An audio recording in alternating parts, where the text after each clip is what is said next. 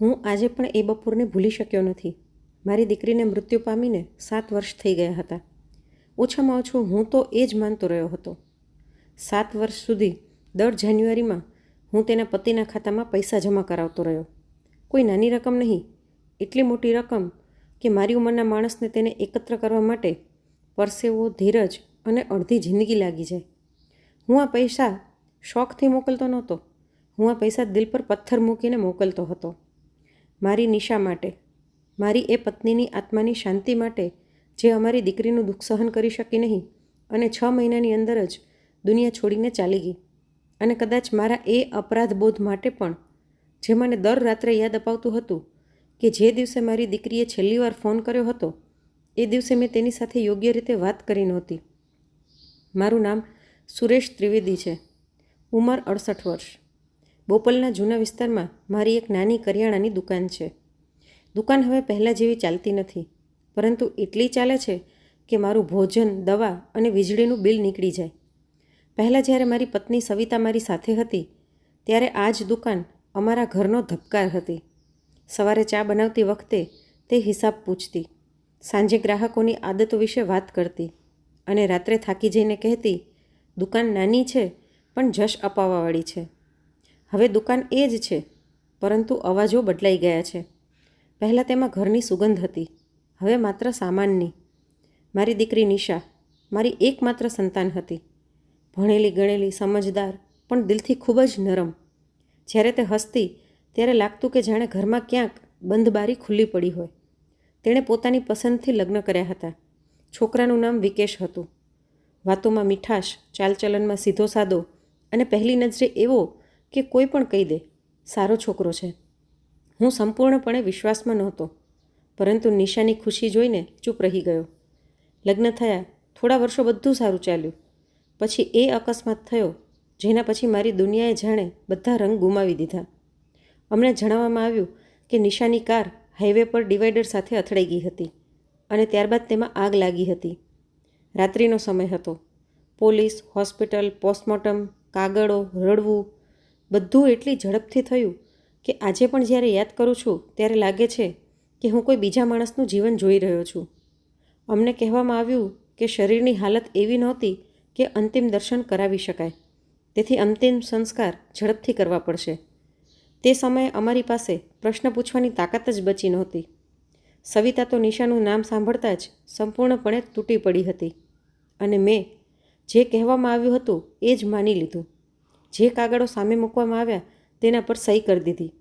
જે રાખ આપવામાં આવી તેને દીકરીની છેલ્લી નિશાની સમજીને ઘરે લઈ આવ્યો.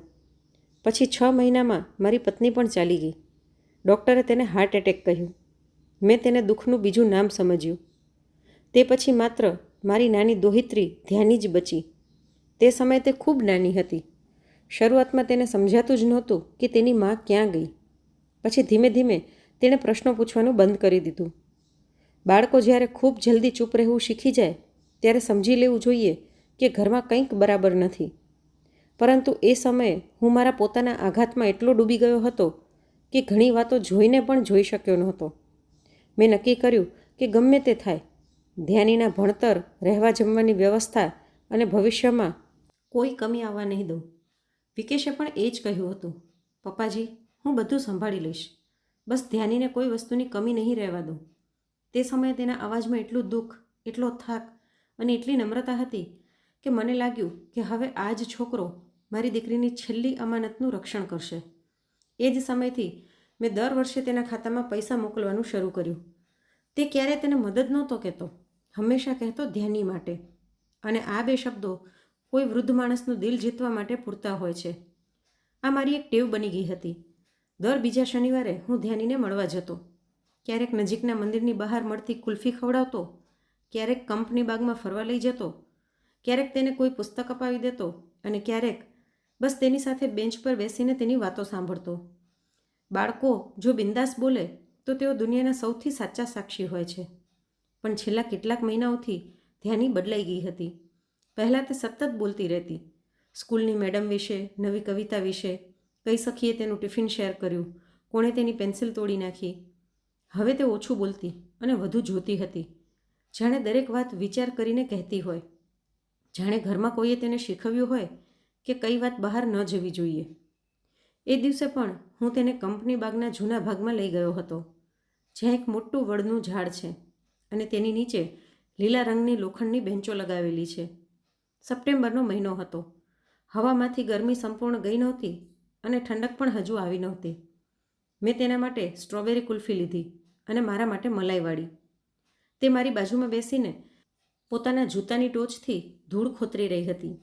મેં પૂછ્યું, આજે સ્કૂલમાં શું થયું? તેણે કહ્યું, ડિક્ટેશનમાં મને પૂરા માર્ક્સ મળ્યા. મેં સ્માઇલ કરીને તેના માથા પર હાથ ફેરવ્યો. એક ક્ષણ માટે મને લાગ્યું કે જાણે મારી નિશા જ મારી સામે બેઠી હોય. એ જ આંખો, એ જ સ્માઇલ અને એ જ અચાનક ચૂપ થઈ જવાની રીત. પછી તેણે પોતાની કુલ્ફી નીચે કરી મારો હાથ પકડીને થોડું મારી તરફ ઝૂકી. તેનો અવાજ એટલો ધીમો હતો કે આસપાસની ચકલીનો કલરવ પણ તેના કરતાં વધુ મોટો લાગતો હતો. તેણે કહ્યું, નાનું, તમે પપ્પાને પૈસા મોકલતા નહીં. શરૂઆતમાં મને લાગ્યું કે કદાચ મેં ખોટું સાંભળ્યું. મેં તેના ચહેરા તરફ જોયું. તેમાં ના તો મસ્તી હતી, ના ફરિયાદ, માત્ર ડર હતો, સ્પષ્ટ ડર. 7 વર્ષની બાળકીની આંખોમાં આવો ડર ન હોવો જોઈએ.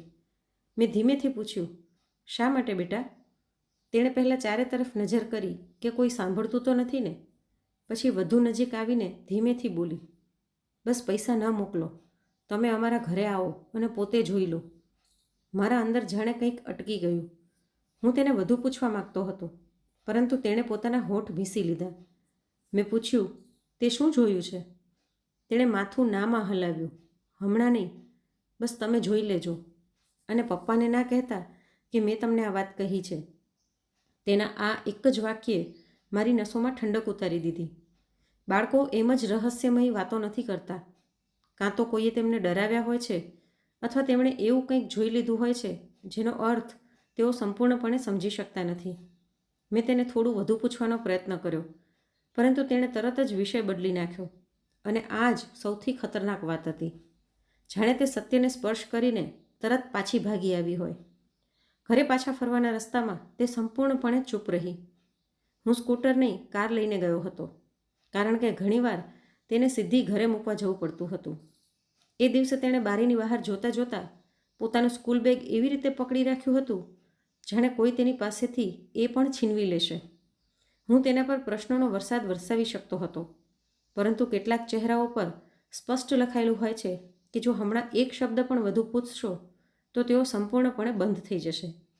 એટલે મેં ચૂપ રહેવાનું પસંદ કર્યું. વિકેશનું ઘર ગોવિંદનગરની એક ગલીમાં હતું. 2 માળનું મકાન, આગળ નાનો લોખંડનો ગેટ, એક બાજુ તુલસીનું કુંડું અને બીજી બાજુ જૂની બાઇક. એ ઘરની ડાઉન પેમેન્ટમાં પણ મારા પૈસા લાગ્યા હતા. તે સમયે તેણે કહ્યું હતું, પપ્પાજી, ભાડાના ઘરમાં બાળકીનું મન લાગતું નથી. પોતાનું ઘર હશે તો તે સચવાઈ જશે.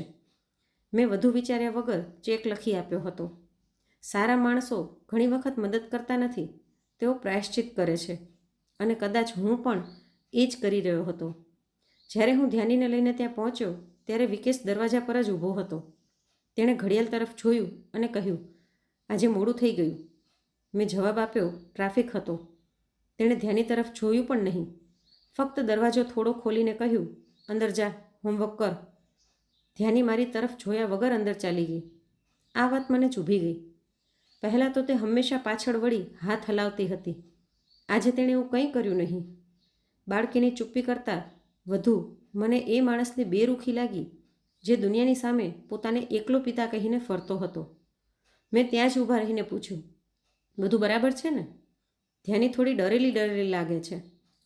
તે હસ્યો નહીં, ફક્ત તેના હોઠ થોડા વાંકા થયા. બાળકી છે, મૂળ બદલાતો રહે છે.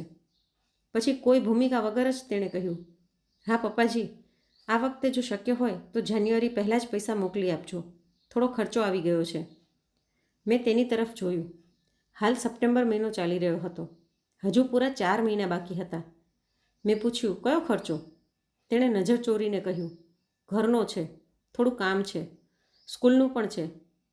જે માણસ 7 વર્ષથી દર વર્ષે એક જ સમયે પૈસા લેતો આવ્યો હોય તે અચાનક અગાઉથી શા માટે માંગવા લાગે? પહેલીવાર મને અંદરથી જાણે કોઈ હિસાબ શરૂ થતો અનુભવાયો. પહેલીવાર મેં વિચાર્યું કે આ બધા વર્ષોમાં મેં કેટલી વખત સ્કૂલની ફીની રસીદ જોઈ હતી. કેટલી વખત ડૉક્ટરની ચિઠ્ઠી જોઈ હતી, કેટલી વખત જાતે જઈને જોયું હતું કે બાળકી કયા વાતાવરણમાં રહી રહી છે. સાચી વાત તો એ હતી કે બહુ જ ઓછી વખત. હું વિશ્વાસના નામે પૈસા મોકલતો રહ્યો અને દુઃખના નામે ચૂપ રહેતો રહ્યો.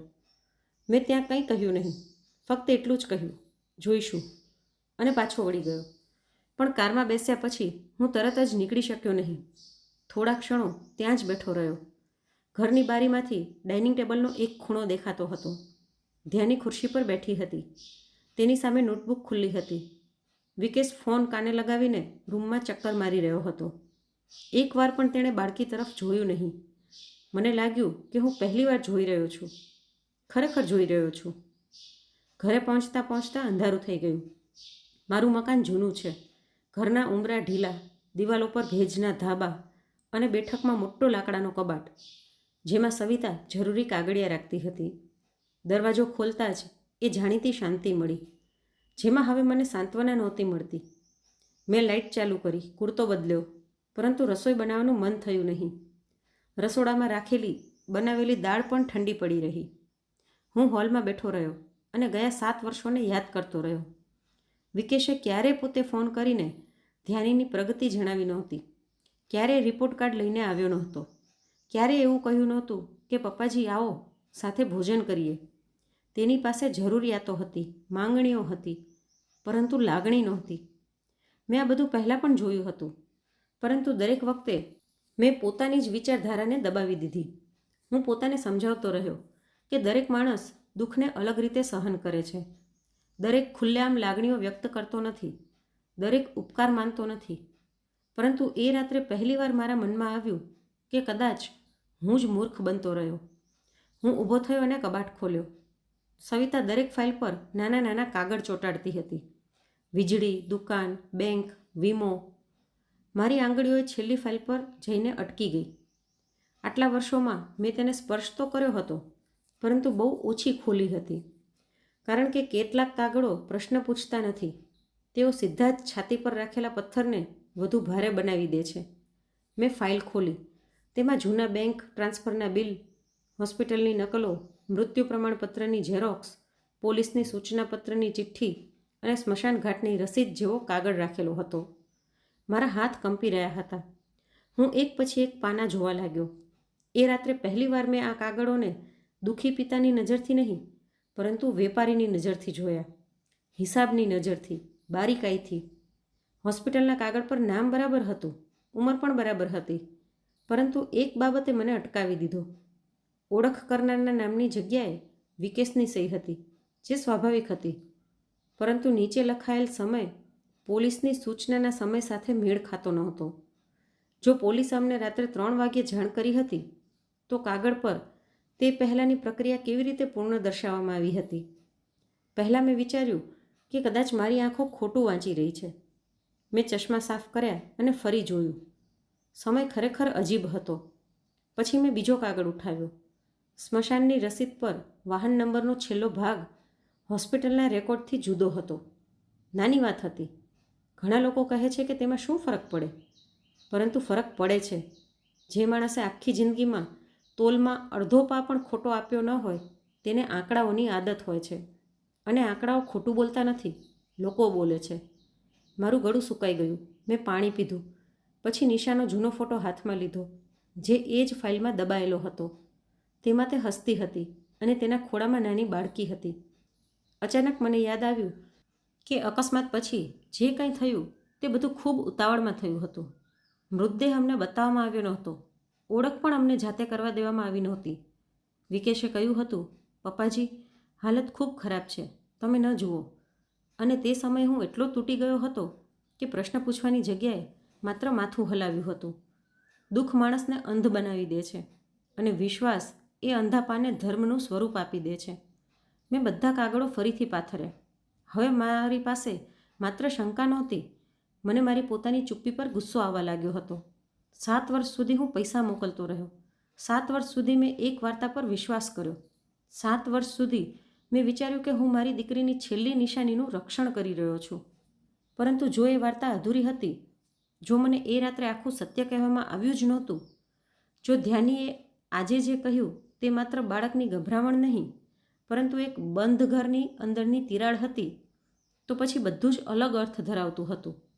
રાત ઘણી આગળ વધી ગઈ હતી, પરંતુ ઊંઘનો તો સવાલ જ નહોતો. મેં મોબાઈલ ઉઠાવ્યો, બેંકના સંદેશાઓ જોયા, તારીખો જોઈ, રકમો તપાસી, પછી ફરી એ જ હોસ્પિટલનો કાગળ ખોલ્યો.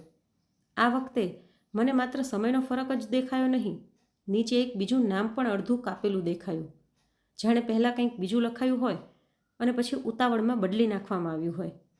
મારા હાથ ઠંડા પડી ગયા. એ એક ક્ષણે મને પહેલીવાર સ્પષ્ટ લાગ્યું કે અથવા તો મારી દીકરીના મૃત્યુની આખી કહાની ખોટી હતી, અથવા તો તેના નામે છેલ્લા 7 વર્ષથી મારી સાથે ખૂબ મોટો ખેલ રમાયો હતો. તે રાત્રે મેં લાઇટ તો બંધ કરી દીધી, પરંતુ પથારીમાં પડ્યા પછી પણ આંખો બંધ કરી શક્યો નહીં.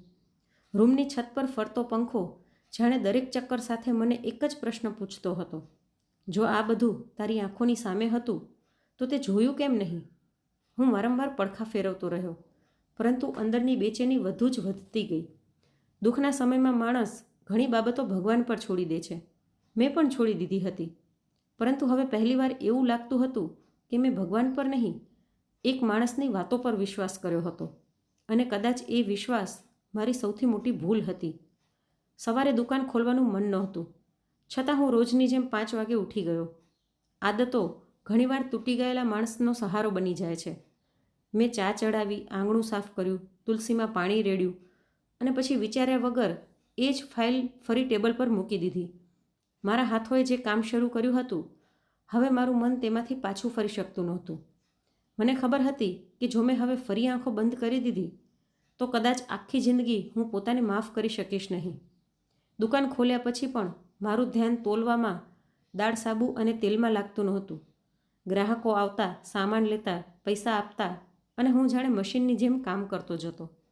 લગભગ 9 વાગ્યે મારા જૂના ઓળખીતા રમેશભાઈ દુકાન પર આવ્યા.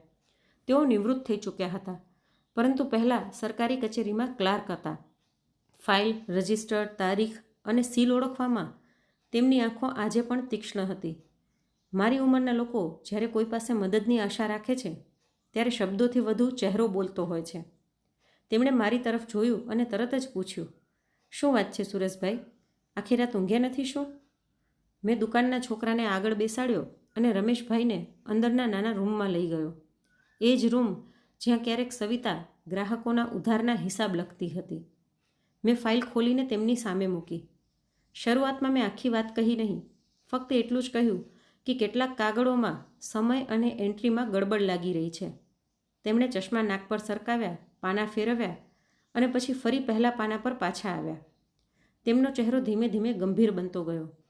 આ સમય સીધો મેળ ખાતો નથી. તેમણે કાગળ પર આંગળી રાખીને કહ્યું: અને આ નીચે જે કાપછાંટ છે એ પણ યોગ્ય નથી. હોસ્પિટલના રેકોર્ડમાં આવી કાપછાંટ સામાન્ય રીતે માન્ય નથી, જ્યાં સુધી યોગ્ય રીતે સુધારાની નોંધ ન કરવામાં આવી હોય. અહીં તો ફક્ત બદલી નાખવામાં આવ્યું છે. મેં સુકાયેલા ગળાથી પૂછ્યું: એનો અર્થ? તેમણે ખૂબ સંભાળીને કહ્યું: હાલમાં તો કશું સાબિત થતું નથી, પરંતુ પ્રશ્ન ચોક્કસ ઊભો થાય છે, અને આ પ્રશ્ન ખોટો નથી. પછી મેં તેમને બધું કહી દીધું: નિશાનો અકસ્માત, ઉતાવળમાં થયેલા અંતિમ સંસ્કાર, મૃતદેહ ન બતાવવો, વિકેશની ભૂમિકા, 7 વર્ષથી પૈસા મોકલવા, અને ગઈકાલે ધ્યાનીએ મને કહ્યું હતું: નાનું, પપ્પાને પૈસા ન મોકલતા. રમેશભાઈ ફરી બોલ્યા: 3 જગ્યાએ તપાસ કરો, હોસ્પિટલના રેકોર્ડ, સ્મશાનની નોંધ અને શાળાના દસ્તાવેજો. જો બાળક ડરેલું હોય તો ઘરના વાતાવરણમાં કંઈક ગડબડ છે, અને જો આટલા વર્ષોથી પૈસા મોકલાતા રહ્યા હોય તો એ પૈસાનો ઉપયોગ ક્યાં થયો તેનો પણ પુરાવો હોવો જોઈએ. મેં પૂછ્યું: હોસ્પિટલના રેકોર્ડ મળી જશે? તેમણે કહ્યું: ઘણા જૂના છે એટલે મુશ્કેલ હશે, પણ પ્રયત્ન તો કરી શકાય. તમારે એકલા જવું નહીં. વાતને સીધી હત્યા કે છેતરપિંડી સુધી ન લઈ જવી. પહેલાં ક્યાં ગેરમેળ છે તે શોધો, પછી આગળ શું કરવું તે વિચારશું. જતાં જતાં તેમણે એક વાત વધુ કહી, જે મારા મનમાં રહી ગઈ: સુરેશભાઈ, માણસ દુઃખના સમયમાં સૌથી વધારે સહી કરે છે, અને પછી એ જ કાગળો તેની સામે પુરાવા બનીને ઊભા રહે છે. એ દિવસે મેં દુકાન વહેલી બંધ કરી દીધી. સાંજે મેં બેંકની જૂની પાસબુક, પૈસા ટ્રાન્સફરની સ્લીપો અને ચેકની કાઉન્ટર ફાઇલો બધું કાઢીને જોયું.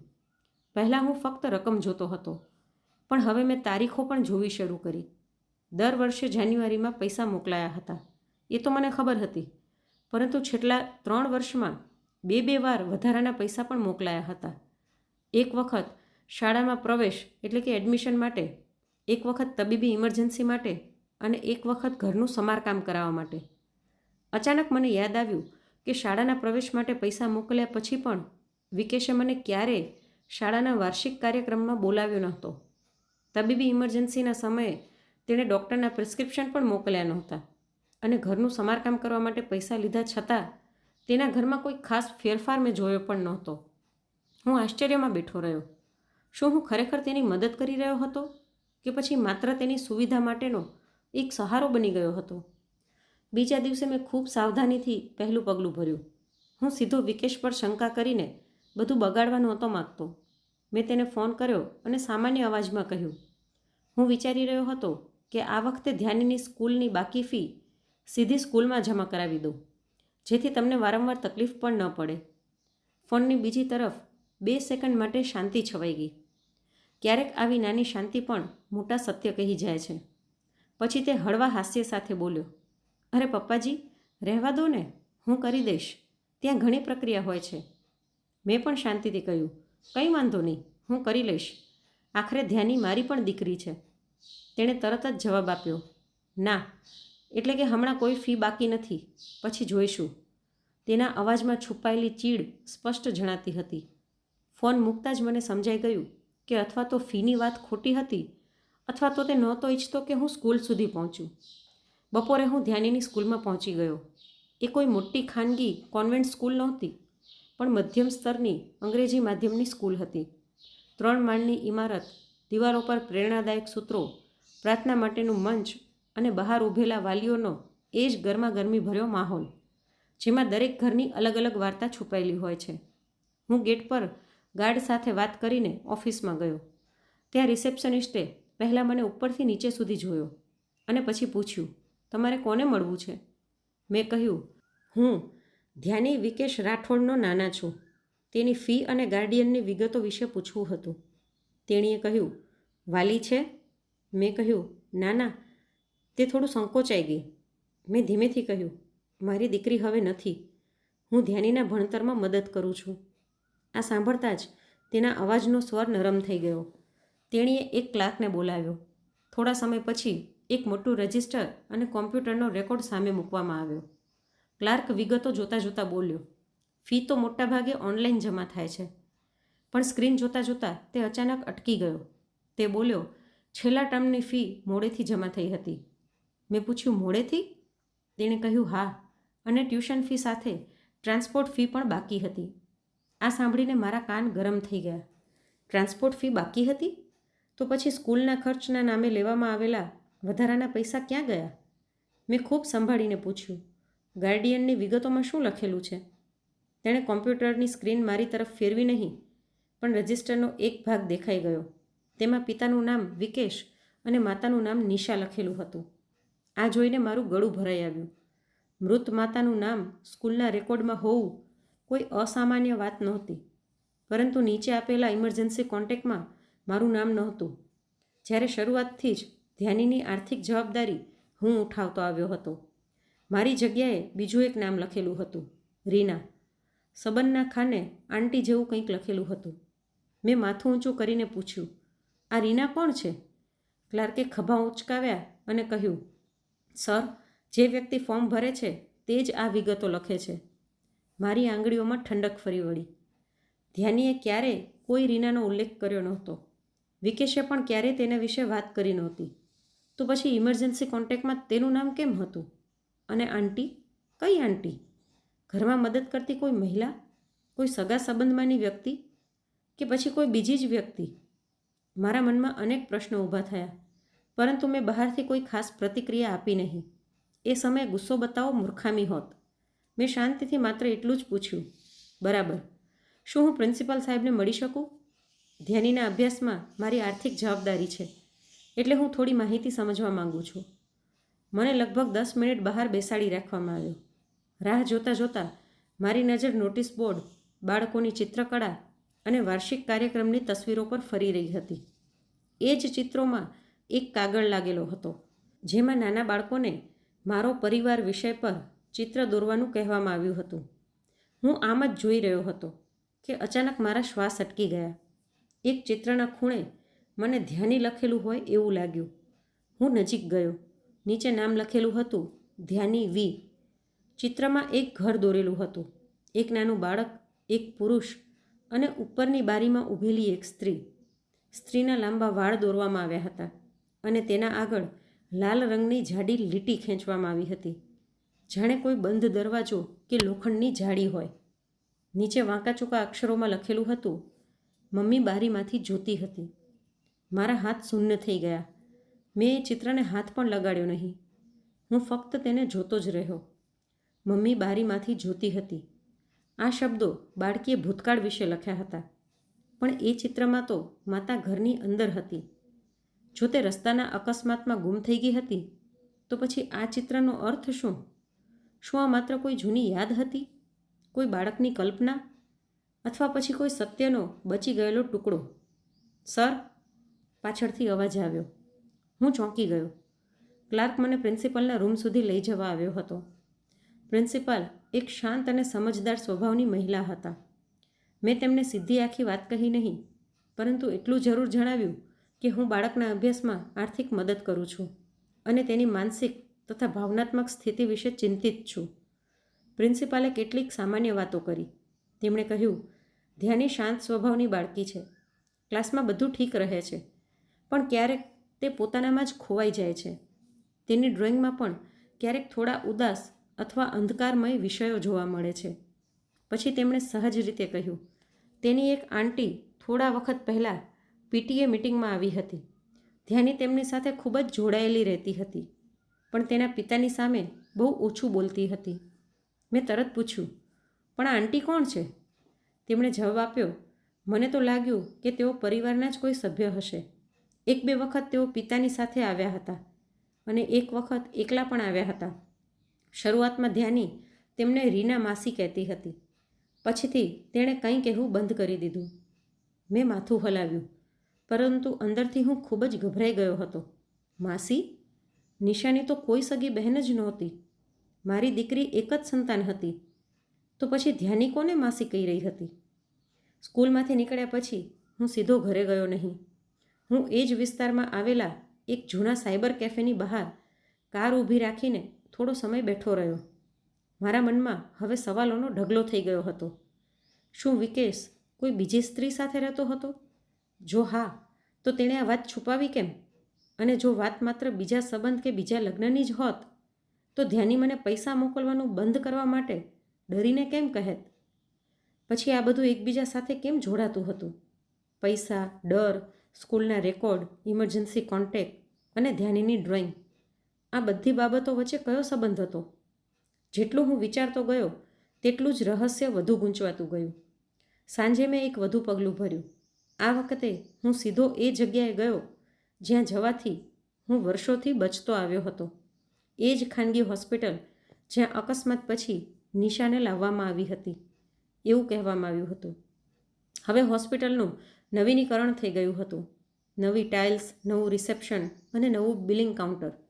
પરંતુ જૂની ઇમારતનો રેકોર્ડ રૂમ હજુ પણ પાછળ જ હતો. હું ઇન્ક્વાયરી કાઉન્ટર પર ગયો અને ખૂબ નમ્રતાથી કહ્યું, મને 7 વર્ષ જૂના અકસ્માતના દાખલાના રેકોર્ડની જરૂર છે. કેટલાક વ્યક્તિગત દસ્તાવેજોમાં ગેરમેળ છે. કાઉન્ટર પર બેઠેલી યુવતીએ શરૂઆતમાં સ્પષ્ટ ના પાડી. તેણે કહ્યું, આટલા જૂના રેકોર્ડ તરત ના મળી શકે. મેં દર્દીનું નામ, અંદાજિત તારીખ અને સંબંધિત માહિતી લખીને આપી. તેણે કહ્યું, એક અરજી લખી આપો. જો રેકોર્ડ આર્કાઇવમાં હશે તો શોધી શકાય. મેં ત્યાં જ અરજી લખી. હું બહાર નીકળવા જઈ રહ્યો હતો ત્યાં પાછળથી એક વૃદ્ધ વોર્ડ બોય જેવા વ્યક્તિએ મને ધ્યાનથી જોયો. કદાચ તેણે મને ઓળખ્યો નહોતો, પરંતુ મારા હાથમાં રહેલા કાગળો જોઈને પૂછ્યું, જૂનો કેસ છે? મેં કહ્યું, હા, 7 વર્ષ જૂનો.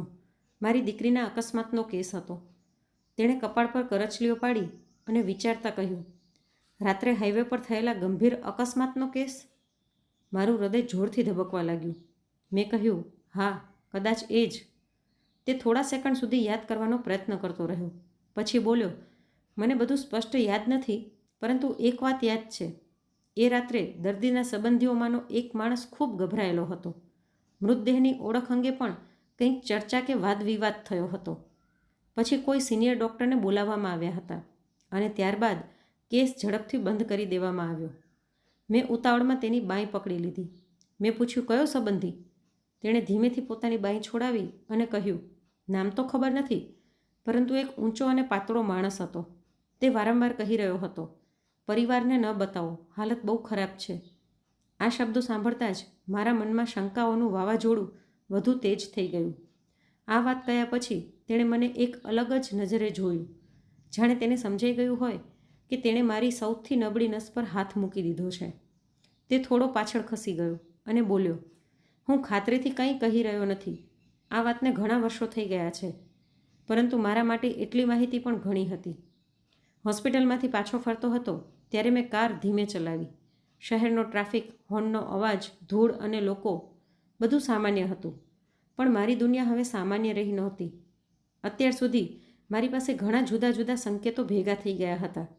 ધ્યાનીનો ડર, સ્કૂલની ફીની હકીકત, સ્કૂલમાં રહસ્યમયી રીના, ધ્યાનીની ડ્રોઈંગમાં લખેલું, મમ્મી બારીમાંથી જોતી હતી, હોસ્પિટલમાં મૃતદેહની ઓળખ અંગે થયેલી ચર્ચા અને સૌથી ઉપર રેકોર્ડમાં જોવા મળેલી ગડબડ. આ બધી બાબતો જાણે કોઈ એક રહસ્ય તરફ ઇશારો કરતી હતી. રાત્રે મેં ધ્યાનીને ફોન કર્યો નહીં. બાળકો ઘણીવાર ફોન પર સાચી વાત નથી કહેતા, ખાસ કરીને જ્યારે ઘરમાં કોઈ તેમની વાત સાંભળી રહ્યું હોય. મેં તેને માત્ર એક નાનો મેસેજ મોકલ્યો, કાલે હું તારી મનપસંદ પુસ્તક લઈને આવીશ. થોડીવારમાં તેનો જવાબ આવ્યો, માત્ર એક હાર્ટ ઇમોજી. પછી લગભગ 5 મિનિટ બાદ બીજો મેસેજ આવ્યો, નાનું, જ્યારે આવો ત્યારે પહેલાં ઉપર ન જોતા. મેં એ મેસેજ 3 વખત વાંચ્યો, પહેલાં ઉપર ન જોતા. મારા હાથ ધ્રુજવા લાગ્યા. આનો અર્થ શું હોઈ શકે? શું ઘરના ઉપરના માળે કંઈક છે, કોઈ વ્યક્તિ છે? અથવા ધ્યાની ઈચ્છતી હતી કે હું પહેલાં કંઈક બીજું જોઉં, નહીં તો સત્ય જાણવાની તક હાથમાંથી નીકળી જશે. મેં તરત જવાબ આપ્યો નહીં. બાળકોને ગભરાટમાં મૂકવા યોગ્ય નથી. મેં ફક્ત લખ્યું, બરાબર બેટા. એ રાત્રે હું ફરી એકવાર કબાટ સામે બેઠો. આ વખતે નિશાની ફાઇલ સાથે તેના જૂના પત્રો પણ બહાર કાઢ્યા. કદાચ એ પત્રોમાં કોઈ એવો સંકેત છુપાયેલો હોય જે આ આખા રહસ્યનો દરવાજો ખોલી શકે. લગ્નના શરૂઆતના દિવસોમાં નિશા મને અને સવિતાને નાની નાની ચિઠ્ઠીઓ લખતી હતી. એક ચિઠ્ઠીમાં તેણે લખ્યું હતું, પપ્પા, વિકેશ ક્યારેક ખૂબ સારો લાગે છે અને ક્યારેક એટલો શાંત થઈ જાય છે કે ડર લાગે, પણ હું બધું સંભાળી લઈશ. એ સમયે મેં આ વાક્ય પર ખાસ ધ્યાન આપ્યું નહોતું. દરેક લગ્ન જીવનમાં ઉતાર ચઢાવ તો આવતા જ હોય છે, એમ વિચારીને મેં વાત જવા દીધી હતી. પરંતુ આજે એ જ વાક્ય મારી સામે એક નવા અર્થ સાથે ઊભું હતું. હવે પ્રશ્ન માત્ર એટલો નહોતો કે વિકેશે પૈસા ક્યાં ખર્ચ્યા. પ્રશ્ન એ હતો કે મારી દીકરી સાથે ખરેખર શું બન્યું હતું. અને સૌથી મોટો પ્રશ્ન એ હતો કે ધ્યાની કઈ પરિસ્થિતિમાં જીવી રહી હતી. બીજા દિવસે સવારે મેં દુકાન સંપૂર્ણપણે બંધ રાખવાનો નિર્ણય કર્યો. શટર પર એક કાગળ ચોંટાડ્યો, આવશ્યક કારણોસર આજે દુકાન બંધ રહેશે. પછી મેં રમેશભાઈને ફોન કર્યો. તેમણે માત્ર એક જ વાત કહી, એકલા ન જશો અને જો જવું જ પડે તો આંખો ખુલ્લી રાખજો, પણ ગુસ્સો બંધ રાખજો. બપોર સુધીમાં હું વિકેશના ઘરની બહાર ઊભો હતો. ગલી તો એ જ હતી, પરંતુ આજે મને દરેક વસ્તુ અલગ લાગી રહી હતી. ઉપરના માળની બારીનો પડદો અડધો ખસેલો હતો. લોખંડના ગેટ પાસે બાળકોની જૂની સાયકલ પડી હતી. દરવાજો બંધ હતો, પરંતુ અંદરથી ધીમા અવાજો સંભળાઈ રહ્યા હતા. હું ડોરબેલ વગાડવા જઈ રહ્યો હતો કે મારી નજર જમણી બાજુ કચરાપેટી પાસે પડેલી ફાટેલી દવાની ચિઠ્ઠી પર પડી. કદાચ પવનથી ઉડીને બહાર આવી ગઈ હતી. મેં ઝૂકી અને તે કાગળ ઉઠાવ્યો. તેમાં નામ સ્પષ્ટ દેખાતું નહોતું, પરંતુ અટક રાઠોડ હતી. નીચે ડૉક્ટરની નોંધમાં લખેલું હતું, ઉત્તેજના વધે તો જ સેડેશન ચાલુ રાખવું. મારા ધબકારા એક ક્ષણ માટે અટકી ગયા. સેડેશન એટલે કે કોઈને શાંત રાખવા અથવા ઊંઘ જેવી સ્થિતિમાં રાખવા માટે દવા આપવામાં આવતી હતી. પણ વિકેશના ઘરમાં એવી દવા કોના માટે હતી? કોણ એવું હતું જેને શાંત રાખવા માટે દવા આપવાની જરૂર પડતી હતી? અને એ જ ક્ષણે ઉપરની બારીની અંદરથી કંઈક હલચલ દેખાઈ. કોઈએ ખૂબ ધીમેથી પડદો ખસેડ્યો અને મને એક સ્ત્રીની આંખો દેખાઈ. મારા હાથમાં એ ફાટેલી દવાની ચિઠ્ઠી હતી. બારીની પાછળથી ઝાંખી કરતી એ આંખોએ મારા મનમાં જેટલો ડર ભર્યો તેના કરતાં પણ વધુ ગુસ્સો ભર્યો. 7 વર્ષમાં પહેલીવાર મને લાગ્યું કે હું સત્યની એટલી નજીક આવી ગયો છું કે હવે પાછું ફરવું અશક્ય છે. પણ એ જ ક્ષણે મને રમેશભાઈની વાત યાદ આવી. આંખો ખુલ્લી રાખજો પણ મોઢું બંધ રાખજો. જો હું એ સમયે જ બૂમાબૂમ શરૂ કરી દેત, દરવાજો પીટવા લાગત અથવા વિકેશનો કોલર પકડી લેત તો કદાચ તે બધું છુપાવી દેત અથવા ધ્યાનીને પોતાની ઢાલ બનાવી લેત. મેં દવાની ચિઠ્ઠી વાળી અને ખિસ્સામાં મૂકી દીધી. એક ઊંડો શ્વાસ લીધો. પછી ડોરબેલ વગાડી. દરવાજો વિકેશે ખોલ્યો. મને જોઈને તેના ચહેરા પર બનાવટી આશ્ચર્ય દેખાયું, જાણે તેને કલ્પના પણ ન હોય કે હું કોઈ જાણ કર્યા વગર આવી જઈશ. તેણે તરત જ મીઠા અવાજમાં કહ્યું, અરે પપ્પાજી, તમે પહેલાં કહી દીધું હોત તો સારું. હું તેના ચહેરાને ધ્યાનથી જોતો હતો. આ એ જ માણસ હતો જેને હું વર્ષોથી સમજવાનો પ્રયત્ન કરતો આવ્યો હતો અને દર વખતે પોતાને સમજાવીને ચૂપ રહી જતો હતો. પણ આજે કંઈક અલગ હતું. આજે પહેલીવાર મેં તેની આંખોમાં સ્પષ્ટ બેચેની જોઈ. મેં સામાન્ય અવાજમાં કહ્યું, ધ્યાની માટે એક પુસ્તક લાવ્યો છું, વિચાર્યું કે આપી દઉં. વિકેશ દરવાજામાં જ અડધો ઊભો રહ્યો. તેણે કહ્યું, તે ઉપર ભણી રહી છે. ઉપર, એ જ જગ્યા જેના વિશે ધ્યાનીએ મેસેજમાં લખ્યું હતું. પહેલાં ઉપર ન જોતા. મેં હસવાનો પ્રયત્ન કર્યો અને કહ્યું, સારું, તો ત્યાં સુધી નીચે બેસીને ચા પી લઈએ. તે એક ક્ષણ માટે અટકી ગયો. પછી મજબૂરીમાં બાજુએ ખસી ગયો. હું અંદર ગયો. બેઠક ખંડ પહેલાંની જેમ જ હતો.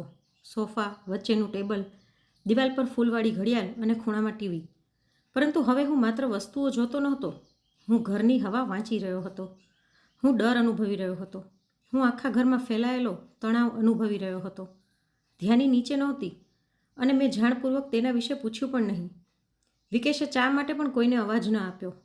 એનો અર્થ બેમાંથી એક હતો. કાં તો ઘરમાં કોઈ એવી વ્યક્તિ હતી જેને તે મારા સામે લાવવા નહોતો માગતો, અથવા પછી તે પોતે જ ખૂબ ગભરાયેલો હતો. મેં પુસ્તક ટેબલ પર મૂકી દીધું અને શાંતિથી કહ્યું, હું કાલે સ્કૂલ ગયો હતો. તેનો ચહેરો તરત જ કઠોર બની ગયો, પરંતુ તેણે પોતાને સંભાળી લીધો અને પૂછ્યું, સ્કૂલ? શા માટે? મેં કહ્યું, એમ જ, ફીની વાત કરવી હતી. વિચાર્યું કે આ વખતે સીધી જમા કરાવી દઉં. તેની આંગળીઓ ટેબલના કિનારે બેચેનીથી હલવા લાગી. તે બોલ્યો, મેં કહ્યું હતું ને, એની જરૂર નથી. મેં પહેલીવાર તેની આંખોમાં સીધું જોઈને કહ્યું, જરૂર મને સમજવાની છે, તમને નહીં. ઓરડાની હવા વધુ ભારે થઈ ગઈ. તેણે હસવાનો પ્રયત્ન કર્યો, પણ તેનો અવાજ સૂકો અને બનાવટી લાગતો હતો. તમે વગર કારણ ચિંતા કરો છો. મેં ખિસ્સામાંથી દવાની ચિઠ્ઠી બહાર કાઢી નહીં. હજુ નહીં. મેં ધીમેથી એક સવાલ પૂછ્યો, રીના કોણ છે? મારા મોઢેથી રીના કોણ છે સાંભળતા જ જાણે તેને વીજળીનો ઝટકો લાગ્યો હોય. તે તરત બોલ્યો, કઈ રીના? મેં શાંતિથી જવાબ આપ્યો, એ જ રીના જેનું નામ ધ્યાનીની સ્કૂલના ઇમરજન્સી કોન્ટેક્ટમાં છે. એ જ રીના જે પીટીએ મિટિંગમાં માસી બનીને જતી હતી. હવે તેના ચહેરા પરનું બનાવટી સ્મિત ટકી શક્યું નહીં. તે બોલ્યો, અરે એ તો દૂરની એક સંબંધી છે, ક્યારેક મદદ કરી દે છે. મેં તરત કહ્યું, નિશાની કોઈ બહેન નહોતી. પછી ઉમેર્યું, અને મારી પણ એવી કોઈ સંબંધી નથી કે જે મારી દોહિત્રીની ઇમરજન્સી કોન્ટેક્ટ બની જાય અને મને ખબર પણ ન પડે. હવે તે ખુલ્લેઆમ ચીડાઈ ગયો. તે ગુસ્સાથી બોલ્યો, શું દરેક નાની નાની વાતનો હિસાબ આપવો પડશે? પરંતુ હવે તેના અવાજની મને કોઈ પરવા નહોતી. મારા અંદરનો ડર હવે ઠંડા અને મક્કમ નિશ્ચયમાં બદલાઈ ગયો હતો. હું ઊભો થયો. રૂમમાં 2 પગલાં ચાલ્યો. પછી સીડી તરફ જોયું. વિકેશ તરત જ મારા રસ્તામાં આવીને ઊભો રહ્યો અને બોલ્યો, ઉપર કોઈ નથી. આ જ ભૂલની હું રાહ જોઈ રહ્યો હતો. મેં શાંતિથી કહ્યું, પણ મેં ક્યારે કહ્યું કે હું ઉપર જઈ રહ્યો છું? તે ચૂપ થઈ ગયો. અમારી વચ્ચે થોડા સેકન્ડ માટે એવી શાંતિ છવાઈ ગઈ કે જેમાં જૂઠનું ભારણ સ્પષ્ટ અનુભવાઈ રહ્યું હતું. એ જ સમયે ઉપરથી કંઈક પડવાનો ખૂબ ધીમો અવાજ આવ્યો. વિકેશે અજાણતા જ ઉપર નજર કરી. મારા માટે એટલું જ પૂરતું હતું. હું આગળ વધ્યો. તેણે મને રોકવા માટે મારો હાથ પકડવાનો પ્રયત્ન કર્યો, પણ કેટલીક લાગણીઓ અને સંબંધો માણસને ઉંમરથી પણ વધારે શક્તિ આપી દે છે. મેં તેનો હાથ ઝટકીને દૂર કર્યો. તે ધીમા અવાજે બોલ્યો, પપ્પાજી, તમે ગેરસમજ કરી રહ્યા છો. હવે તે લગભગ ફૂસફૂસાટમાં બોલતો હતો. કદાચ તે પણ નહોતો ઈચ્છતો કે ઉપર જે કોઈ હોય તે સાવચેત થઈ જાય. હું સીડી ચઢવા લાગ્યો. ઉપર 2 રૂમ હતા. એક રૂમનો દરવાજો ખુલ્લો હતો. બીજા રૂમનો દરવાજો અડધો બંધ હતો. બંધ દરવાજાની નીચેથી આછો પ્રકાશ બહાર આવી રહ્યો હતો. મારું હૃદય જોરથી ધબકી રહ્યું હતું. મને લાગતું હતું કે વર્ષોથી છુપાયેલું કોઈ મોટું સત્ય હવે એ દરવાજાની બીજી બાજુ મારી રાહ જોઈ રહ્યું છે. મારું હૃદય એટલું જોરથી ધબકી રહ્યું હતું કે મને લાગ્યું કે નીચે ઊભેલો વિકેશ પણ તેનો અવાજ સાંભળી લેશે. મેં દરવાજા પર હાથ મૂક્યો. અંદરથી કોઈ હલચલ નહોતી. પછી ખૂબ ધીમો અને કાંપતો અવાજ આવ્યો. કોણ? એ અવાજ સાંભળતા જ મારી દુનિયા જાણે થંભી ગઈ. હું એ અવાજ ક્યારેય ભૂલી શકતો નહોતો. 7 વર્ષ પણ એ અવાજને મારી યાદોમાંથી કાઢી શક્યા નહોતા. અવાજ થોડો બદલાઈ ગયો હતો. તેમાં થાક હતો, દુઃખ હતું, તૂટેલી લાગણીઓ હતી. પણ એ મારી દીકરી નિશાનો અવાજ હતો. મારો હાથ દરવાજા પરથી હટી ગયો. હું ત્યાં જ સ્તબ્ધ થઈને ઊભો રહી ગયો. અંદરથી ફરી અવાજ આવ્યો. ધ્યાની? મારા મોઢામાંથી માત્ર એક જ શબ્દ નીકળ્યો. નિશા? અંદર કંઈક પડવાનો અવાજ આવ્યો. પછી આંકડી ખુલ્યાનો અવાજ સંભળાયો. દરવાજો ધીમે ધીમે ખુલ્યો. મારી સામે જે સ્ત્રી ઊભી હતી તે 7 વર્ષ પહેલાંની નિશા જેવી નહોતી. તે ખૂબ જ દુબળી થઈ ગઈ હતી. તેના ચહેરા પર પહેલાંનો તેજ નહોતો. વાળ વિખરાયેલા હતા. આંખોની નીચે ઊંડા કાળા ઘેરા પડી ગયા હતા. પણ તે મારી દીકરી હતી. મારી એ જ દીકરી જેના માટે મેં 7 વર્ષ સુધી શોક મનાવ્યો હતો. જેની અસ્થિઓ સમજીને મેં રાખ સાચવી રાખી હતી. જેના મૃત્યુના દુઃખમાં મારી પત્ની દુનિયા છોડીને ચાલી ગઈ હતી. અને જેના નામે હું દર વર્ષે મારી મહેનતની કમાણી એક માણસના ખાતામાં મોકલતો રહ્યો હતો. તે મારી સામે જીવતી ઊભી હતી. મેં હાથ આગળ વધાર્યો, પરંતુ તેને સ્પર્શ કરતાં પણ ડર લાગ્યો. જાણે હું તેને અડું અને આ બધું એક સપનું નીકળી આવે. તેની આંખોમાંથી આંસુ વહેવા લાગ્યા. તેણે હોઠ ખોલ્યા, પરંતુ અવાજ બહાર આવ્યો નહીં. પછી ખૂબ ધીમેથી તેણે કહ્યું, પપ્પા. મને યાદ નથી કે હું પહેલાં રડ્યો કે જમીન પર બેસી ગયો. મારા ઘૂંટણોમાં જાણે શક્તિ જ રહી નહોતી. હું દરવાજાનો બારસાંક પકડીને ત્યાં જ બેસી ગયો. મારી છાતીમાંથી અવાજો નીકળી રહ્યા હતા, પરંતુ શબ્દ નહોતા. 7 વર્ષનો શોક એક જ ક્ષણમાં તૂટી ગયો હતો અને કોઈ નવા જ દુઃખમાં બદલાઈ ગયો હતો. રાહત, ગુસ્સો, અપરાધભાવ, આશ્ચર્ય, પસ્તાવો, બધી લાગણીઓ એકસાથે મારા અંદર ઉભરી આવી હતી. નિશાએ મને અંદર બેસાડ્યો. ઓરડો નાનો હતો. એક પથારી, દવાઓની બોટલો, બારી પર જાડો પડદો અને ખૂણામાં સ્ટીલની ટ્રે. આ કોઈ બીમાર વ્યક્તિની સંભાળ રાખવાનો ઓરડો નહોતો. આ તો કોઈને દુનિયાથી અલગ કરીને રાખવાનો ઓરડો હતો. નીચેથી વિકેશનો અવાજ આવ્યો. પપ્પાજી, તમે ગેરસમજ કરી રહ્યા છો. હું પહેલીવાર જોરથી ગરજ્યો. ચૂપ! કદાચ ઘણા વર્ષો પછી મારી અંદરથી આવો કડક અવાજ નીકળ્યો હતો. વિકેશ નીચે જ ચૂપ થઈ ગયો. મેં નિશાનો ચહેરો મારા બંને હાથમાં લીધો અને પૂછ્યું, આ બધું શું છે? તું જીવતી છે? તો પછી આ 7 વર્ષ? નિશાએ આંખો બંધ કરી. પછી તૂટેલા અવાજમાં બોલવાનું શરૂ કર્યું. તેના દરેક શબ્દ મારા હૃદયમાં ઉતરી રહ્યા હતા. તેણે કહ્યું કે અકસ્માતની રાત્રે ખરેખર અકસ્માત થયો હતો, પરંતુ જે વાત બધાને કહેવામાં આવી હતી હકીકત એવી નહોતી. કારમાં આગ લાગી હતી. મને ઈજા થઈ હતી. ધુમાડાનો પ્રભાવ પડ્યો હતો અને હું બેભાન થઈ ગઈ હતી, પરંતુ મરી નહોતી. એ જ સમયે વિકેશે આખી વાર્તાનો વળાંક બદલી નાખ્યો. રીના નામની એક સ્ત્રી સાથે તેના સંબંધો પહેલાંથી જ હતા. લગ્ન પછી પણ એ સંબંધો સમાપ્ત થયા નહોતા. મને થોડા સમયથી શંકા થવા લાગી હતી. હું તમને બધું કહેવા માગતી હતી, પરંતુ દર વખતે અટકી જતી. મને ડર હતો કે ઘર તૂટી જશે અને ધ્યાની પર ખરાબ અસર પડશે. અકસ્માતની રાત્રે મારા અને વિકેશ વચ્ચે ભારે ઝઘડો થયો હતો અને ત્યારબાદ જે બન્યું તેમાં વિકેશે એક ભયંકર તક જોઈ લીધી. જો દુનિયા માને કે હું મરી ગઈ છું તો તેને લોકોની સહાનુભૂતિ પણ મળશે, પૈસાનો સંપૂર્ણ કાબૂ પણ મળશે અને પોતાની નવી જિંદગી જીવવી પણ સરળ બની જશે.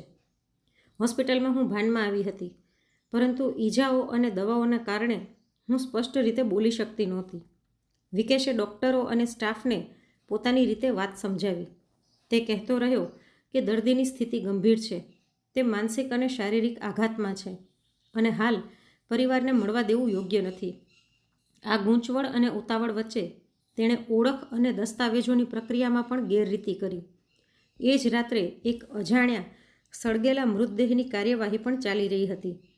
વિકેશે એ અફરાતફરીનો લાભ ઉઠાવ્યો. તમને અને મમ્મીને વિશ્વાસ અપાવવામાં આવ્યો કે મૃતદેહની હાલત એટલી ખરાબ છે કે તેને જોઈ શકાય તેમ નથી, અને પછી ખૂબ જ ઉતાવળમાં અંતિમ સંસ્કાર પણ કરાવી દેવામાં આવ્યા. પછી મને માનસિક સારવાર અને દેખરેખના નામે શહેરની બહાર એક જગ્યાએ ખસેડવામાં આવી. પછી જ્યારે મેં સત્ય કહેવાનો પ્રયાસ કર્યો ત્યાર સુધીમાં હું દવાઓ, ધમકીઓ અને પોતાની દીકરીથી અલગ પડી જવાના ડરમાં ફસાઈ ગઈ હતી. હું નિશાની વાત વચ્ચે અટકાવ્યા વગર સાંભળવા માગતો હતો, પણ હું પોતાને રોકી શક્યો નહીં. મેં કાંપતા અવાજે પૂછ્યું, પણ 7 વર્ષ, આખા 7 વર્ષ સુધી તું કોઈને જાણ પણ ન કરી શકી? નિશાએ મારી તરફ જોયું. એ નજર હું ક્યારેય ભૂલી શકીશ નહીં. તેમાં શરમ નહોતી, તેમાં સંપૂર્ણ લાચારી હતી. તેણે ધીમેથી કહ્યું, મેં પ્રયત્ન કર્યો હતો પપ્પા, 2 વખત. એક વખત મેં પત્ર લખ્યો હતો પણ તેણે પકડી લીધો, અને બીજી વખત મેં પડોશની નર્સ પાસે ફોન માંગ્યો હતો પણ તેને એ વાત પણ ખબર પડી ગઈ. પછી તેણે આગળ કહ્યું, ત્યારબાદ તેણે ધ્યાનીને મારી સામે લાવીને કહ્યું કે જો મેં ફરી કંઈ કરવાનો પ્રયાસ કર્યો તો તે ધ્યાનીને હોસ્ટેલમાં મોકલી દેશે અને તમને કહી દેશે કે હું પાગલ થઈ ગઈ છું. તેણે મારા સારવારના કાગળો પણ એવા બનાવડાવ્યા કે હું માનસિક રીતે અસ્થિર દેખાઉં. કેટલાક વર્ષો સુધી તેણે મને શહેરની બહાર ભાડાના ઘરમાં રીનાની દેખરેખ હેઠળ રાખી.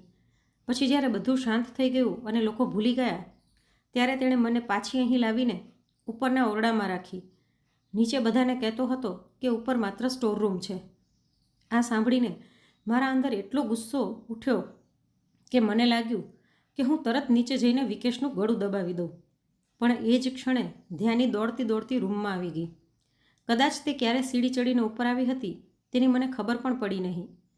તેણે પહેલાં પોતાની મમ્મીને જોઈ, પછી મને જોયું અને પછી મારા ગળે વળગીને જોરથી રડવા લાગી. તે રડતા રડતા બોલી, નાનું, મેં કહ્યું હતું ને. એ એક જ વાક્ય મને ફરી સંભાળી લીધો. મને સમજાયું કે આ સમયે મને બદલો નહીં, ન્યાય જોઈતો હતો. અને ન્યાય બૂમાબૂમથી નથી મળતો, ન્યાય માટે પુરાવા જોઈએ. કારણ કે શોર થોડા સમય માટે સંભળાય છે, પરંતુ પુરાવાની ગૂંજ લાંબા સમય સુધી રહે છે. મેં એ જ રૂમમાંથી તરત રમેશભાઈને ફોન કર્યો. તેમણે કંઈ પૂછ્યું નહીં, માત્ર એટલું જ કહ્યું, જ્યાં છો ત્યાં જ રહો, હું આવી રહ્યો છું અને સાથે એક વિશ્વાસપાત્ર વકીલને પણ લાવીશ. પછી મેં મારા વિસ્તારમાં રહેતા એક જૂના ઓળખીતાને ફોન કર્યો, અજય મોદી. હવે તેઓ પરિવાર અદાલતમાં વકીલ તરીકે કામ કરતા હતા. તેઓ પણ લગભગ અડધા કલાકમાં ત્યાં પહોંચી ગયા. મેં તરત પોલીસને ફોન કર્યો નહીં, કારણ કે હવે મારી પાસે ઘણા મહત્ત્વના પુરાવા હતા. જીવતી સાક્ષી તરીકે નિશા, ધ્યાનીનું નિવેદન, દવાની ચિઠ્ઠી, સ્કૂલના રેકોર્ડ, દસ્તાવેજોમાં જોવા મળેલી ગેરમેળ. પણ આ બધું વ્યવસ્થિત રીતે ગોઠવવું જરૂરી હતું. નહીં તો વિકેશ ફરી કોઈ નવી વાર્તા બનાવીને સત્ય છુપાવવાનો પ્રયત્ન કરી શકે. જ્યાં સુધી તેઓ પહોંચ્યા નહોતા ત્યાં સુધી નિશાએ મને ઘણી બીજી વાતો પણ કહી. તેણે જણાવ્યું કે દર વર્ષે હું જે પૈસા મોકલતો હતો તેમાંનો ખૂબ જ થોડો ભાગ ધ્યાની પર ખર્ચાતો હતો. બાકીનો મોટા ભાગનો પૈસો વિકેશે પોતાના વ્યવસાયના નામે વેડફી નાખ્યો હતો અને પછી રીના સાથે નવી જિંદગી વસાવવા માટે તેનો ઉપયોગ કર્યો હતો. જે રકમ મેડિકલ ઇમરજન્સીના નામે મંગાવવામાં આવી હતી તે હકીકતમાં નિશાને સેડેશન અને ખાનગી દેખરેખ હેઠળ રાખવા માટે ખર્ચવામાં આવી હતી. સ્કૂલ એડમિશનના નામે લીધેલા પૈસાથી તેણે પોતાના બાકી હપ્તાઓ ભર્યા હતા અને ઘરનું સમારકામ કહીને લીધેલા પૈસાનો ઉપયોગ ઉપરના રૂમને બંધ અને અવાજ બહાર ન જાય તેવો બનાવવામાં થયો હતો. આ બધું સાંભળીને એવું લાગતું હતું કે કોઈ ગરમ લોખંડનો સળિયો મારી છાતીમાં ઘૂસી રહ્યો હોય. મારી મહેનત, મારું દુઃખ, મારી દીકરીનું નામ, આ બધું એક લોભી માણસના સ્વાર્થ માટે વપરાયું હતું. થોડા સમય પછી રમેશભાઈ અને અજય ત્યાં પહોંચી ગયા. સૌથી પહેલાં તેમણે નિશાનું વિડીયો નિવેદન રેકોર્ડ કર્યું. કોઈ નાટક નહીં, કોઈ ઉતાવળ નહીં, માત્ર શરૂઆતથી અંત સુધીની સ્પષ્ટ અને ક્રમબદ્ધ હકીકતો.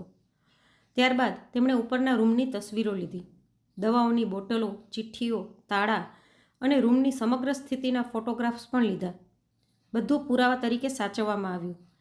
પછી અજયે ગંભીર અવાજમાં કહ્યું, હવે પોલીસને બોલાવો, હમણાં જ, આ જ ક્ષણે. કારણ કે નિશાને તાત્કાલિક સુરક્ષા, તબીબી તપાસ અને સ્વતંત્ર આરોગ્ય મૂલ્યાંકનની જરૂર છે. અને હવે આ મામલો માત્ર પરિવારની અંદરની વાત રહ્યો નહોતો.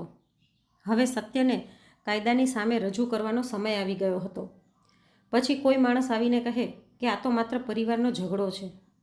પણ હવે હું ડરતો નહોતો. પોલીસ આવી. આ વખતે મારા હાથ કંપ્યા નહીં. મેં સ્પષ્ટ શબ્દોમાં કહ્યું, 7 વર્ષ પહેલાં મારી દીકરીનું ખોટું મૃત્યુ બતાવીને તેના પતિએ છેતરપિંડી કરી છે. તેની સ્વતંત્રતા છીનવી લીધી છે અને આર્થિક શોષણ કર્યું છે. મારી પાસે પ્રાથમિક પુરાવા છે, જીવતા સાક્ષીઓ છે, બાળકનું સંભવિત નિવેદન છે અને બળજબરીથી બંધ રાખવાના સંકેતો પણ છે. શરૂઆતમાં પોલીસ થોડું શંકાશીલ હતી, જેમ ઘણીવાર બનતું હોય છે. પરંતુ જેમ જ તેમણે નિશાને જોઈ, રૂમની સ્થિતિ જોઈ અને હોસ્પિટલના દસ્તાવેજોમાં રહેલી ગડબડ વિશે સાંભળ્યું, તેમનું વલણ બદલાવા લાગ્યું. એક મહિલા પોલીસ કર્મીએ નિશાને નીચે લાવીને બેસાડી. ધ્યાની સતત તેનો હાથ પકડીને બેસી રહી. આ દ્રશ્ય જોઈને મારી આંખો ફરી ભીની થઈ ગઈ. એક બાજુ એ બાળકી હતી જે 7 વર્ષ સુધી પોતાની માતાને બારીઓ, પડદાઓ અને ડરના પડછાયામાં જીવતી જોતી રહી હતી, અને બીજી બાજુ એ માં હતી જેને પોતાની જ દીકરીથી અને દુનિયાથી સત્તાવાર રીતે મૃત જાહેર કરી દેવામાં આવી હતી. વિકેશ શરૂઆતમાં સતત એક જ વાત કરતો રહ્યો. નિશા માનસિક રીતે અસ્થિર હતી. તે સારવાર હેઠળ હતી. પરિવારની સલામતી માટે તેને અલગ રાખવી જરૂરી હતી. પરંતુ જૂઠાણું લાંબો સમય ટકી શકતું નથી, કારણ કે તે એક જ કાગળ પર ઊભું રહી શકતું નથી. ધીમે ધીમે દરેક પુરાવો તેની સામે ઊભો થવા લાગ્યો. હોસ્પિટલના સમય અને રેકોર્ડમાં ગડબડ, સ્મશાનના રેકોર્ડમાં અસંગતતા, સ્કૂલના ઇમરજન્સી કોન્ટેક્ટની વિગતો, સેડેશન સંબંધિત દવાની ચિઠ્ઠીઓ, રૂમમાં બંધ રાખવાની પરિસ્થિતિ, સ્કૂલ ફીના બાકી રેકોર્ડ, વધારાના નાણાકીય ટ્રાન્સફર, પડોશીઓ પાસેથી મળતી માહિતી, એક પછી એક બધું તેનું વિરુદ્ધ જવા લાગ્યું. તે જ સાંજે પોલીસે રીનાને પણ શોધી કાઢી. શરૂઆતમાં તે જવાબ આપવાનું ટાળતી રહી, પરંતુ જ્યારે તેને ખબર પડી કે નિશા પોતાનું નિવેદન આપી ચૂકી છે, ત્યારે તેનો અવાજ બદલાઈ ગયો. અંતે તેણે સ્વીકાર્યું કે અકસ્માત પછી વિકેશે તેને કહ્યું હતું, હવે બધું મારા કહેવા પ્રમાણે જ ચાલશે, નહીં તો. હવે બધું બહાર આવી ગયું હતું. રીનાને કદાચ લાગ્યું હશે કે તે માત્ર એક તૂટેલા લગ્નનો ફાયદો ઉઠાવી રહી છે. તેને કદાચ ખબર નહોતી કે આખી બાબત કેટલી ગંભીર બની ગઈ હતી. અથવા કદાચ તેને ખબર હતી અને તે પણ તેમાં સામેલ હતી. પછી કાયદાએ શું નિર્ણય લીધો એ તો અદાલતનું કામ હતું, પણ મારા માટે એટલું પૂરતું હતું કે સત્ય હવે ફાઇલોમાં બંધ નહોતું રહ્યું. તે દુનિયાની સામે આવી ગયું હતું. આગળના ઘણા મહિના હોસ્પિટલ, પોલીસ, વકીલો, નિવેદનો, તબીબી તપાસ, બાળકની કાઉન્સેલિંગ અને કાનૂની લડાઈમાં પસાર થયા. મેં મારી દુકાન લગભગ અડધી છોડી દીધી. જે માણસ વર્ષો સુધી ખોટી જગ્યાએ પૈસા મોકલતો રહ્યો હોય, તેને એક સમય પછી સમજાઈ જાય છે કે કેટલીક વસ્તુઓ પૈસાથી નહીં પણ પોતાની હાજરીથી બચાવી શકાય છે. મેં નિશા માટે સ્વતંત્ર અને યોગ્ય તબીબી સારવારની વ્યવસ્થા કરી. તેને ટ્રોમા એટલે કે આઘાત માટે નિષ્ણાંત ડૉક્ટરોને બતાવવામાં આવી. જૂઠા અને બનાવટી દસ્તાવેજોની તપાસ કરવામાં આવી. હોસ્પિટલમાં પણ તપાસ શરૂ થઈ કે અકસ્માતની રાત્રે દસ્તાવેજોમાં ગડબડ કેવી રીતે થઈ. કેટલાક લોકો બેદરકાર હતા, કેટલાક કદાચ ખરીદાઈ ગયા હતા અને કેટલાક માત્ર ડરી ગયા હતા. પરંતુ હવે બધું સત્તાવાર રેકોર્ડ અને પુરાવાઓના આધારે તપાસવામાં આવવાનું હતું. ધ્યાની માટે મેં સૌથી પહેલું કામ કર્યું. તેની સંરક્ષણ એટલે કે ગાર્ડિયનશિપ અને અભ્યાસની વ્યવસ્થા કાયદેસર રીતે સુરક્ષિત કરી. અજયે મને સ્પષ્ટ કહ્યું, લોકો સૌથી મોટી ભૂલ એ કરે છે કે લાગણીથી મદદ તો કરે છે, પણ કાયદેસર સુરક્ષા ઊભી કરતા નથી. આ વખતે મેં દરેક પગલું સમજીને ભર્યું. સંયુક્ત ગાર્ડિયનશિપ માટે અરજી, શિક્ષણ માટે અલગ ટ્રસ્ટ એકાઉન્ટ, દર મહિને ઓડિટ થઈ શકે તેવો ખર્ચનો હિસાબ, સ્કૂલમાં સીધી ફી જમા કરાવવાની વ્યવસ્થા, તમામ તબીબી દસ્તાવેજોની નકલો, બધું નિયમસર ગોઠવવામાં આવ્યું. એ સમયે મને પહેલીવાર એક મહત્ત્વની વાત સમજાઈ. પ્રેમ અને જવાબદારી અલગ વસ્તુઓ નથી. જવાબદારીનું કાયદેસર અને લખાણરૂપ સ્વરૂપ જ પ્રેમને સાચી સુરક્ષા આપે છે. કારણ કે માત્ર લાગણી પૂરતી નથી. લાગણીને સુરક્ષિત રાખવા માટે સમજદારી, હાજરી અને જવાબદારી પણ એટલી જ જરૂરી છે. એક દિવસ ઘણા અઠવાડિયા પછી નિશા મારા ઘરના બેઠક ખંડમાં બેઠી હતી. એ જ જૂનો બેઠક ખંડ, એ જ કબાટ, એ જ પંખો. સવિતા હવે અમારી સાથે નહોતી, પણ તેણે વાવેલો તુલસીનો છોડ હજુ પણ ત્યાં જ હતો. નિશાએ ધીમેથી પૂછ્યું, મમ્મી હોત તો? તે પોતાની વાત પૂરી કરે તે પહેલાં જ મેં કહ્યું, તારી મમ્મીએ તને મરેલી માનીને દુનિયા છોડી હતી, પણ આજે જો તેણે તને પાછી આવી ગયેલી જોઈ હોત તો મને જરૂર ઠપકો આપત. એ કહેત, સુરેશ, રડવાનું પછી કરજો, પહેલાં દીકરીને ખાવાનું ખવડાવો.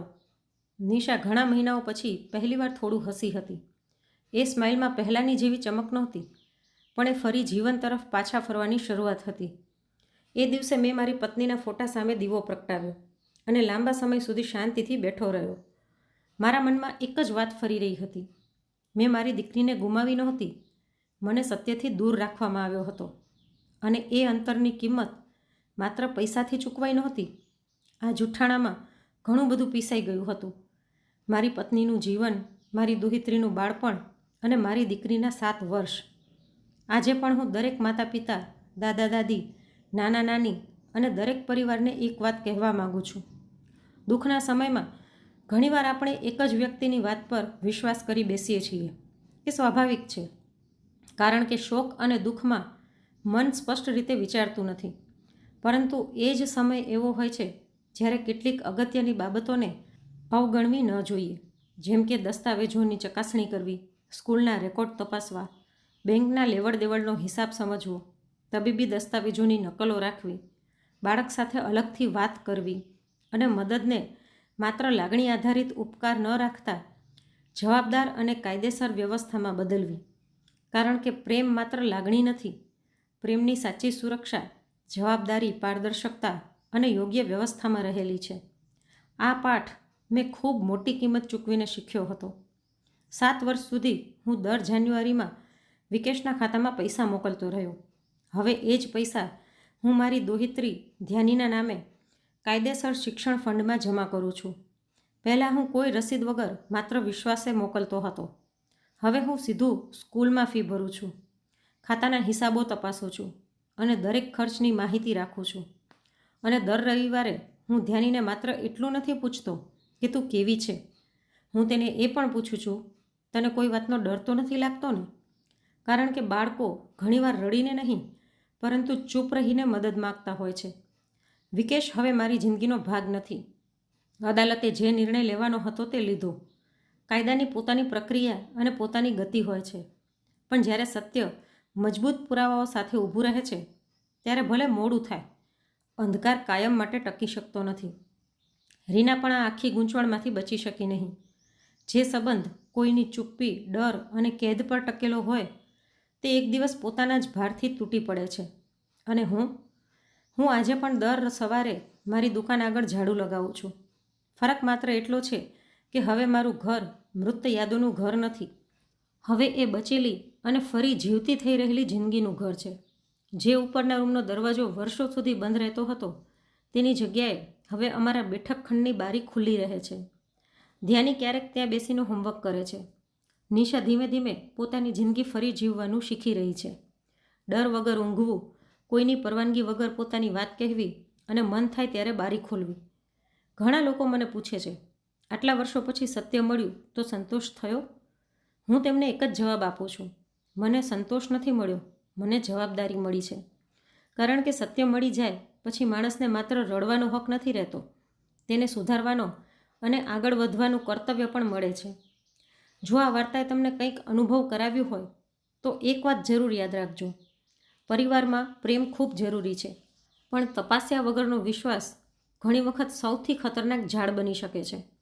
અને જો ઘરમાં કોઈ બાળક અચાનક ખૂબ ચૂપ થઈ જાય, ઈશારામાં વાત કરવા લાગે અથવા તમને કહે કે તમે પોતે આવીને જુઓ, તો તેની વાતને ક્યારેય હળવાશથી ન લેતા. કારણ કે ઘણીવાર સૌથી નાનો સાક્ષી સૌથી મોટું સત્ય પોતાની અંદર છુપાવીને બેઠો હોય છે. સત્યને મોડું પડી શકે છે, પરંતુ સત્ય હારતું નથી. તો આજની વાર્તા વિશે તમારું શું મંતવ્ય છે અને તમે કયા શહેરમાંથી સાંભળી રહ્યા છો? કોમેન્ટમાં જરૂરથી જણાવજો. અને જો વાર્તા ગમી હોય તો લાઈક કરીને વધુમાં વધુ શેર પણ કરજો. કેમ કે ઘણી વખત વાર્તા ફક્ત વાર્તા નથી હોતી, પરંતુ કોઈની આંખો ખોલવા માટે ચેતવણી હોય છે. ફરી મળીશું આવી જ એક રસપ્રદ વાર્તા સાથે. રાધે રાધે.